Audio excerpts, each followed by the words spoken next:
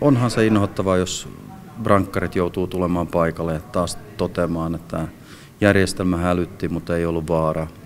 Jos sitten ottaa se toinen ulottuvuus, että oma pikkulapsi on voinut jäädä auton alle ja brankkarit on erheellistä hälytystä hoitamassa, niin kyllähän se on meidän tehtävä saada ne nollaan. Millä tavalla?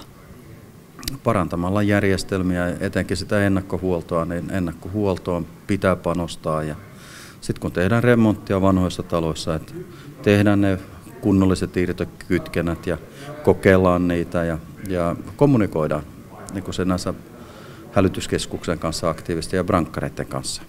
Sanoisin, että turvallisuus on sinänsä iloinen asia, mutta se vaatii työtä ja se vaatii sitä harjoitusta ja ehkä käydään aina välillä vähän epämukavuusalueella, kun taas kerrotaan jotain, mitä jokainen kuitenkin on tietävinä.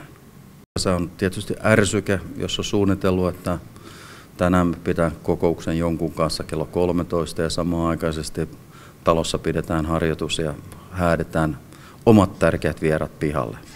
Silloin mietitään, että mikä kuva se antaa meistä, kun se oikeastaan pitäisi antaa erittäin hyvän kuvan, että ollaan kaikista huolestuneita ja halutaan harjoitella niidenkin kanssa.